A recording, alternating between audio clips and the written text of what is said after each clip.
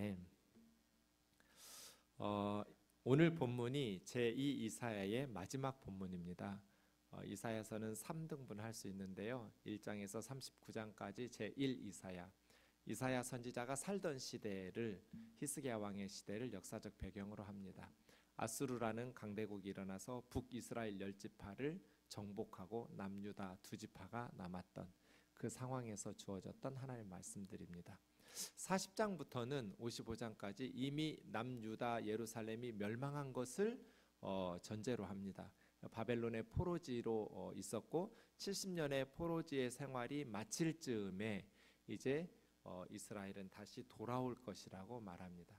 오늘 본문이 마지막 55장 제2 이사야 끝부분 본문이고요. 56장부터 마지막 66장까지는 돌아온 이후에 이제 페르시아 시대를 이렇게 역사적 배경으로 합니다. 그래서 제2 이사야가 시작하는 40장 1절 2절 처음 본문이 어떻게 시작되냐면 내 백성을 위로하라 위로하라 그들의 복역의 노역의 시대가 끝났다.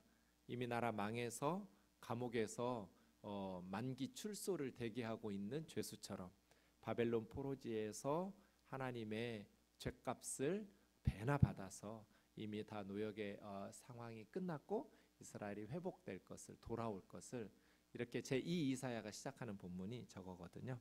그래서 오늘 본문 마지막 55장까지 제2 이사야의 위로의 말씀이 많았죠.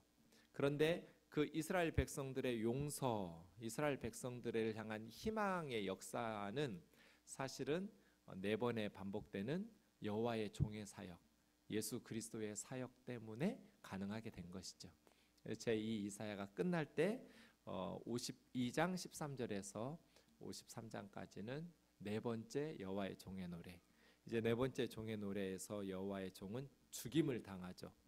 우리는 다 양 같아서 그릇 행하여 각기 제 길로 갔거늘 여호와께서는 우리 모두의 죄악을 고난받는 의로운 종 여호와의 종에게 담당시키셨도다 하는 이 4번째 여호와의 종의 사역 때문에 54장에 하나님과의 관계가 회복되거든요. 이게 이제 하나님 편에서의 관계 회복이라면 55장이 꼭 필요한 거죠. 55장은 하나님의 백성 이스라엘의 화답을 촉구하는 거죠. 하나님께서 가까이 오셨어요. 오늘 본문 보면 가까이 계실 때 그를 부르라. 하나님께서 그의 아들 예수 그리스도를 십자가에 내어주시면서까지 사람들을 위해서 관계를 회복시키시고 하나님의 백성들을 구원하시려고 가까이 오시고 찾아오셨어요. 그럼 이제 사람들이 그 하나님의 부르심에 화답을 해야 하잖아요. 하나님께서 아무리 십자가에 자기 아들을 내어주시면 뭐예요? 사람들이 무관심하고 하나님이 회복시키려고 그 놀라우신 십자가의 사랑과 은혜와 긍휼을 베푸신 것에 관심을 가지고 나와야, 이스라엘이 화답을 해야 하나님의 구원 역사가 땅에서 이루어질 거잖아요. 그래서 55장은 여호와의 종의 사역의 결과 하나님께서 하나님의 백성들과 관계를 회복시키시겠다는 소망의 말씀들을 주셨거든요. 그러니까 사실은 여호와의 종의 노래를 왜 불렀는가? 하나님과 하나님의 백성들 사이의 관계를 회복하기 위해서, 하나님의 백성들이 구원받기 위해서 여호와의 종은 고난을 받아 죽으셨거든요. 그러면 55장처럼 이제 하나님의 백성들이 하나님의 부르심에 화답을 해야 되거든요. 그런 말씀들이 55장을 이루고 있죠. 그것이 이제 마지막 2번째 제2 이사야의 본문인 것이죠. 1절부터 우리가 지난주에 보았지만 하나님께서 목마른 자들아 물로 나오라, 돈 없는 자도 와라, 사 먹는데 돈 없이 값 없이 포도주와 젖을 사라. 인생은 목마르잖아요. 영적인 목마른 말이에요. 돈으로 채워도 공허한, 채워지지 않는, 명예와 권력으로 채워도 공허한, 채워지지 않는, 그것을 얻기 전에는 막 그것을 얻지 못해서 우리가 갈급하다가 막상 원하는 것을 얻은 후에도 공허하고 목마른 것이 인생이잖아요. 목마른 자들아 내게로 나와라. 값없이, 돈 없이, 포도주와 젖을 사라. 이게 하나님의 초대잖아요.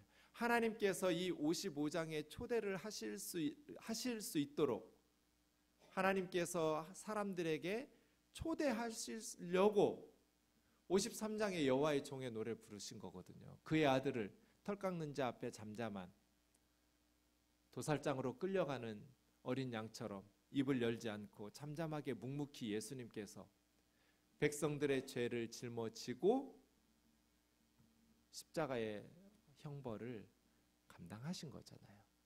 요 말씀 하나님께서 하시려고 나와라. 값은 이미 지불된 거죠. 우리 죄를 위한 하나님께서 그의 아들을 십자가에 내어주시는 엄청난 값을 지불하셔서 우리는 돈 없이 값 없이 목마른 우리의 삶을 해결할 수 있는. 그런데 문제는 뭐예요? 사람들이 양식 아닌 것에 배부르게 못할 것에 은을 달아주고 수고하는 거예요. 진정으로 우리의 삶에 만족과 기쁨을 줄 수 없는 헛된 것들에 수고하고 돈을 쓰고 시간을 쓰는 거죠. 나에게로 와라. 하나님께서 초대하시는 거예요. 내게 들어라. 그러면 너희가 좋은 것을 먹을 것이다. 즐거움을 얻을 것이다. 참된 우리 인생의 좋은 것, 그리고 참된 우리 인생의 즐거움과 행복은 하나님에게서 듣고 들을 때 내게로 나와라. 하나님 계속 초대하고 계신 것이죠. 3절에서는 귀를 기울이고 내게 들으면 너희 영혼이 살게 될 것이라. 영원한 언약을 나는 너희를 위해서 맺을 것이고 다윗에게 약속했던 확실한 은혜를 너희에게 베풀 것이고. 다윗은 하나의 증거였거든요. 다윗이 만민에게 증인이었어요. 가장 비천한 목동, 아버지조차 포기한 다윗이 이스라엘의 왕이 되는. 다윗은 하나님의 일하시는 방식에 대한 하나님을 사모하고 하나님께로 하나님의 부르심에 응답해서 하나님 앞에 나올 때 하나님께서 어떤 일들을 이루시는가. 다윗은 샘플이거든요. 너희 영혼이 살게 될 것이다. 나는 영원한 언약을 너희와 맺을 것이며 확실한 은혜를 너희에게 베푸는 그러한 하나님이라고 하나님 말씀하시는 거죠. 그래서 5절에 너희가 알지 못하는 만민이 너희에게로 달려올 것이고 너희가 그 모든 일들이 이스라엘 거룩하신 하나님께서 행하신. 지금 보세요. 온 천하 만민이 예수 그리스도 안에서 하나님의 부르심에 응답해서 나가고 있잖아요. 이제 오늘 본문 6절부터 13절은 마지막 단락이에요. 6절 같이 7절까지요. 시작. 너희는 여호와를 만날 만한 때에 찾으라. 가까이 계실 때 그를 부르라. 악인은 그의 길을, 불의한 자는 그의 생각을 버리고 여호와께로 돌아오라. 그리하면 그가 긍휼히 여기시리라. 우리 하나님께로 돌아오라. 그가 너그럽게 용서하시리라. 하나님의 초대가 계속 이어졌죠. 이 55장이 중요한 거죠. 53장에서 여호와의 종 예수님께서 십자가에 우리 죄를 짊어지고 대신 죽으셨어요. 그래서 54장에서 하나님과 하나님의 백성들 사람들이 관계를 회복하는 초대를 하셔요. 그럼 55장에 하나님 앞에 나와야죠. 하나님 만나는 방법은 복잡하지 않아요. 그냥 하나님 찾으면 돼요.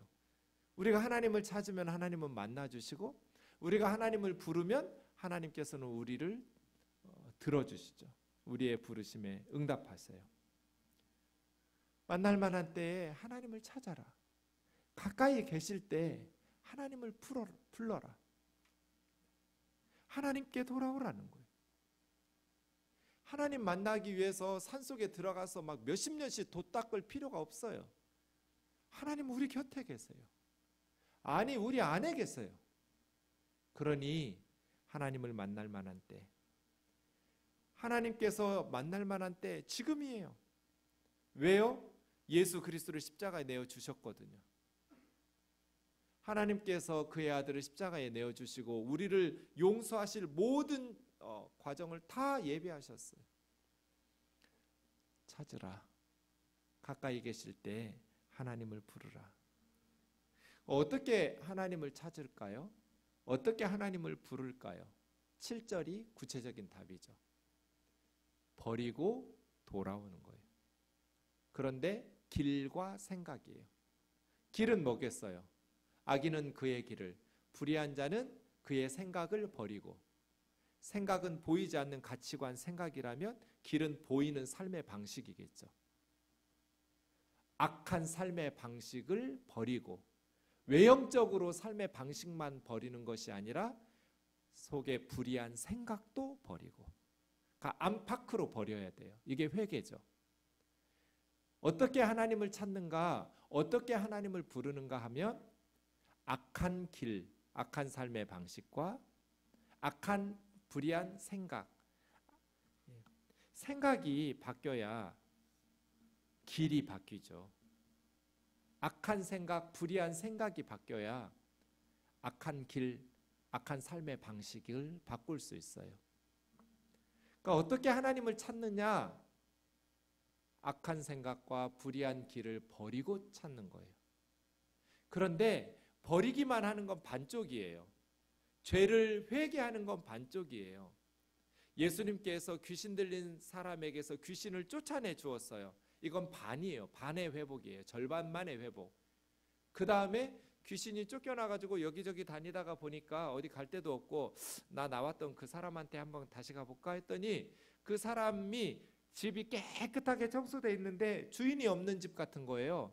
그래서 친구 귀신들까지 7귀신을 데리고 나왔던 그 사람에게 다시 들어갔다.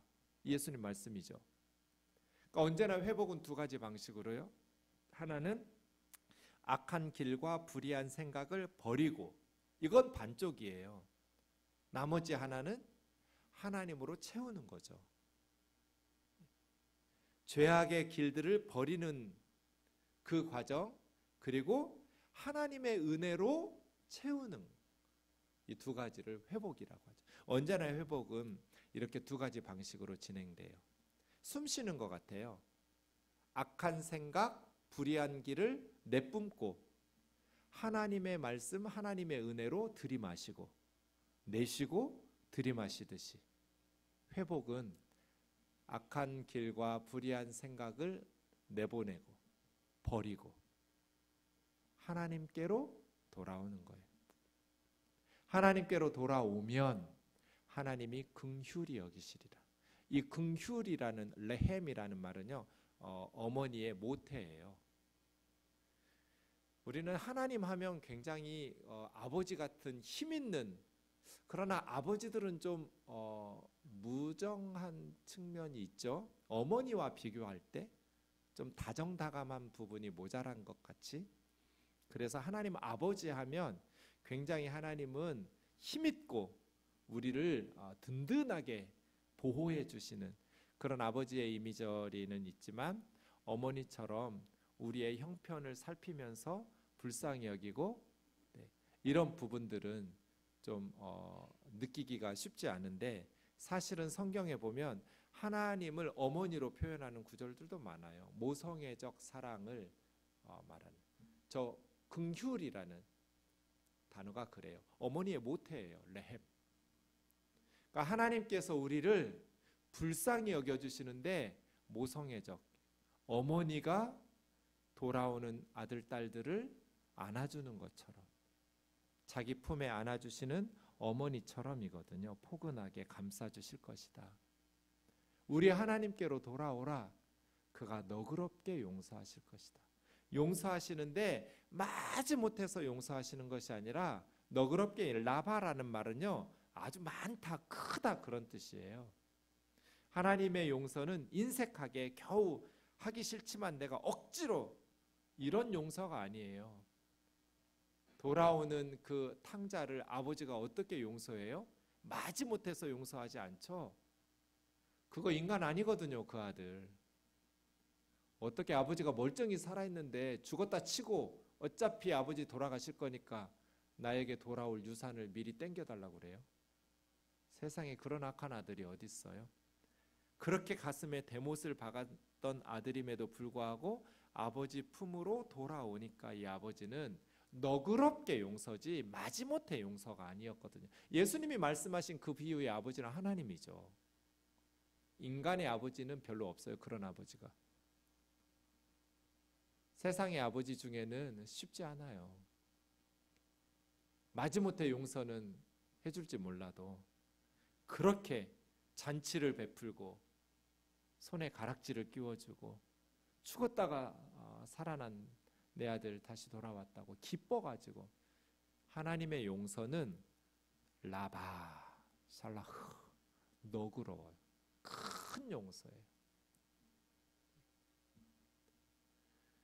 이게 이제 우리가 화답해야 될 인간의 몫이에요.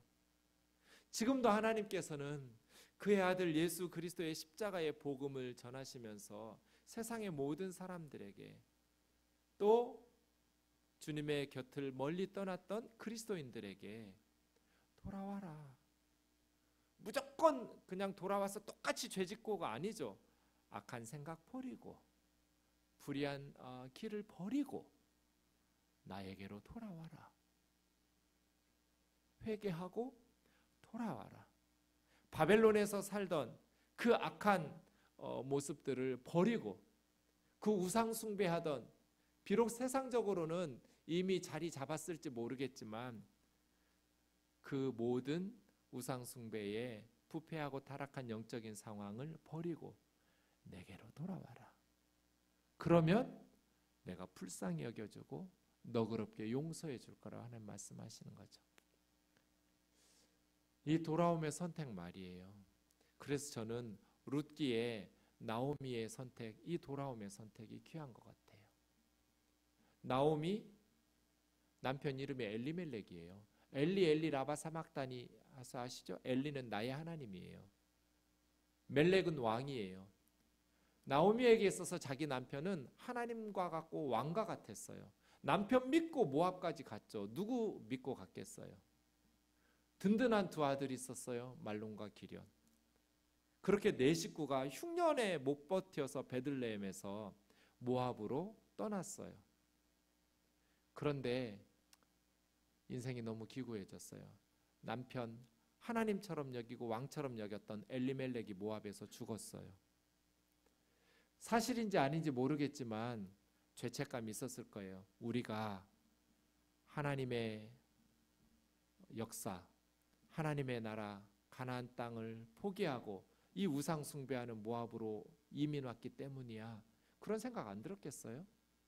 죄책감이 있었겠죠. 두 아들마저 죽고 자기 혼자 남았어요. 두 며느리하고. 그때 나오미가 다시 베들레헴으로 돌아왔잖아요. 돌아오지 못할 이유는요, 너무나 많아요. 넷이 갔는데 혼자 와서, 나오미는 기쁨이란 뜻이거든요. 나의 기쁨, 나의 즐거움.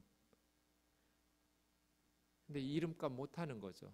기쁘고 즐거운 게 하나도 없는, 남편 죽고 두 아들 죽은 어미가 무슨 기쁨과 즐거움이 있겠어요? 그런데 나오미가 했던 선택이 뭐예요? 여호와께 돌아가자. 하나님께 돌아가자. 나오미의 확신이 뭐예요? 비록 우리가 하나님 곁을 떠나고 우리 가정이 풍비박산 났지만, 이 늙은 나 몇 년이나 살지 모르겠지만, 또 사람들이, 입 달린 사람들은 한마디씩 다 말하겠지만 하나님은 나를 용서해 주실 거야. 하나님께로 내가 돌아가면 하나님은 나를 불쌍히 여겨 주실 거야. 그런 믿음이 있었던 거잖아요. 그렇게 나오미가 베들레헴으로 돌아올 때 착하디 착한 며느리 룻이 같이 따라왔고, 그 돌아옴의 선택이 다윗의 할아버지 낳은 거잖아요. 오벳. 이새의 아버지를 낳았어요. 이 룻이. 만약에 나오미가 자기의 삶을 한탄하고 하나님에게 받은 상처 때문에 모압 땅에서 그냥 죽었다면 다윗은 못 태어나는 거죠.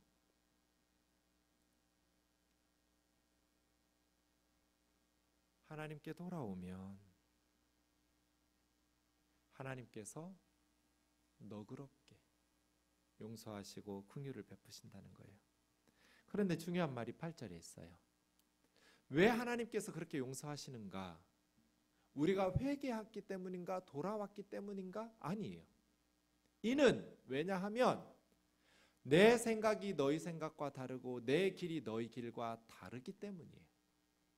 이게 무슨 말씀이에요? 우리가 회개했기 때문이거나 착해졌기 때문에 하나님께서 우리를 너그럽게 용서해 주시는 게 아니라 하나님이 사람들과 차원이 다르시기 때문이에요. 하나님의 생각과 하나님의 길이 차원이 다르기 때문에.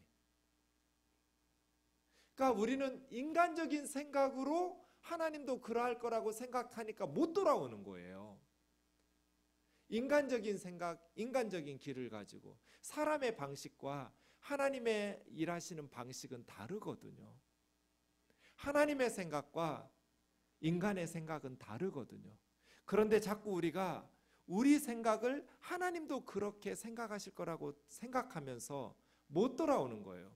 여러분, 그런 못된 짓을 한 아들이 아버지께로 돌아올 때 세상에 어떤 아버지가 그런 탕자를 그렇게 너그럽게 용서하고 맞아줘요? 그 아들도 그렇게 상상도 안 했어요. 아버지여, 내가 하늘과 아버지께 죄를 지었사오니 이제부터 아버지의 아들이라 일컬음을 감당하지 못하겠어. 나 그냥 굶어 죽지 않도록 품꾼 중에 하나로만, 머슴 중에 하나로 여겨달라고. 이런 기대, 다리몽댕이 부러지지 않으면 다행이지, 문전박대 당하고 쫓겨나지 않으면 다행이지, 그렇게 하려고 아들은 쥐업 열매 안 먹었으면 자존심에 안 왔을 거예요. 쥐업 열매라도 먹을 게 있었으면, 돼지가 먹는 음식이라도 누군가 주는 사람이 있었으면 그 아들의 자존심에 아버지한테 돌아오지 않았을 거예요. 돼지치는 이스라엘 사람들은 돼지는 부정한 짐승이라 먹지도 않아요. 하나님 앞에 제물로 바치지도 못해요. 그 지경까지 떨어졌을 때까지도 안 돌아왔어요. 돌아온다는 생각 안 했어요. 그런데 쥐업 열매도 못 먹게 하니까 이제 굶어 죽겠구나. 그때서 비로소 아버지에게 돌아와야겠다라고 생각한 거예요. 왜요? 아버지를 모른 거예요, 아들이. 우리가 착하기 때문에 하나님께서 너그럽게 용서해 주시는 게 아니에요. 우리에게 원인이 있는 것이 아니라 그 너그러운 용서와 긍휼히 여기시는, 어머니처럼 따뜻하게 안아주시는, 죄인을 용서하시고 품어주시는 그 은혜는 하나님이 우리와 차원이 다르신 분이시기 때문이에요. 그래서 우리가 신뢰해야 될 것이 하나님의 긍휼이에요. 우리의 착해짐이 아니고, 내가 회개했기 때문이 아니고요. 그래서 은혜예요. 은혜. 다윗에게 약속한 확실한 은혜예요. 이것은 싹하고 다른 반대말이에요. 내가 회개했기 때문에 하나님 나에게 주신다. 이건 싹시예요. 내가 착해졌기 때문에 하나님께서 나에게 너그럽게 용서해 주신다. 이건 싹시예요. 하나님은 우리를 그렇게 용서하시는 게 아니에요. 확실한 은혜로 우리를 부르시는 거예요. 하나님이 우리와 다른 분이시기 때문이에요. 그래서예요.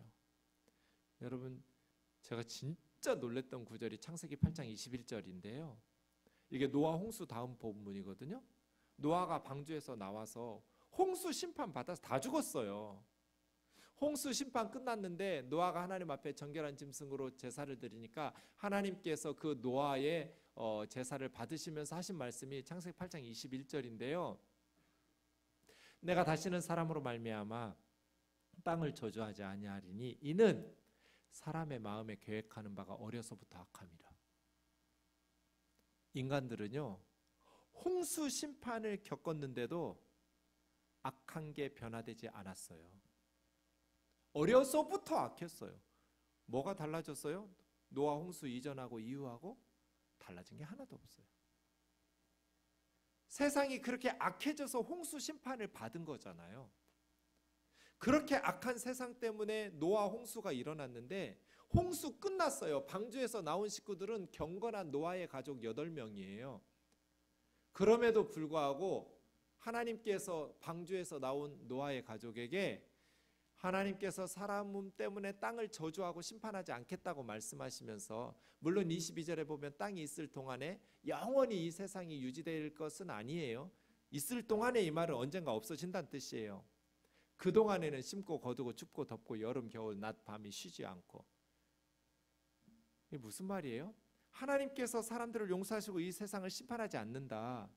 마지막 최후 심판 전까지는 하나님께서 계속해서. 그런데 인간들이 이제 노아 홍수 때문에 회개했기 때문에 착해졌기 때문이 아니라 어려서부터 악한데 하나님 생각이 바뀐 거예요. 하나님이 노아 홍수를 겪으시면서 너무나 마음이 힘드셨던 거예요. 하나님 마음이. 아비들이 아이들 회초리로 때리다가 아파하는 자식들보다 때리는 아비 가슴이 더 아파서 회초리를 분지러뜨리는 것 같은 거예요. 하나님께서 인간들의 죄를 심판하시다가 하나님의 심판을 받고 아파하는 그 인간들의 그 불행한 삶들이 너무나 가슴 아파서 하나님께서 회초리 부러뜨리고 계신 거예요. 지금 인간은 바뀐 게 없어요. 그래서요, 인류의 희망을 어디서 찾을 수 있는가? 교육을 통해서, 신앙을 통해서 세상 사람들이 착해지는 데서 찾을 수 없어요. 역사의 희망은 하나님의 긍휼하심에 있어요. 교육을 통해서 인간들이 착해지나요? 종교를 통해서 이 세상이 착해지나요? 그럼 전쟁이 없어져야죠. 죄악이 줄어들어야죠. 세상은 예나 지금이나 동일하게 악한 것 같아요. 역사의 희망은 어디서 찾을 수 있는가? 하나님의 긍휼하심에서 찾을 수 있어요. 하나님의 은혜에서. 인류는 앞으로 더 착해지지 않을 거예요. 지식은 많아질 거예요. 기술 문명은 발전할 거예요. 학교는 많이 지어질 것이고 책들은 쏟아져 나올 거예요. 하지만 인간이 더 착해질 것인가? 별로 그럴 것 같진 않아요. 그렇게 우리가 가르쳐야 하지만, 그렇게 노력해야 하지만, 역사의 희망은 사람들의 변화에서가 아니고 하나님의 긍휼하심에서, 하나님의 자비하심에서 발견할 수 있어요. 왜 내가 너희를 너그럽게 용서하시느냐? 왜 너희가 돌아오면 내가 너희를 어미처럼 안아주고 너희를 포근하게 맞이해 주는 것이냐? 이는 내 생각은 너희 생각과 다르니까. 나의 방식, 나의 길은 너희 삶의 방식과 다르니까. 나는 하나님이니까. 사람들과는 차원이 다른 하나님의 그 사랑, 하나님의 그 은혜 때문에 저와 여러분이 하나님의 용서 받으신 줄로 믿습니다. 여기에 우리의 삶에 희망이 있는 줄로 믿습니다. 그 하나님 앞으로 돌아오기를, 그 하나님 앞으로 나아오기를 이 시간 같이 기도했으면 좋겠습니다. 9절부터는 다음 주에 보도록 하겠습니다. 우리 예배 전 여호와께 돌아가자 찬양했던 찬양 다시 한번 하면서, 찬양하고 기도할 때 여러분 가족 중에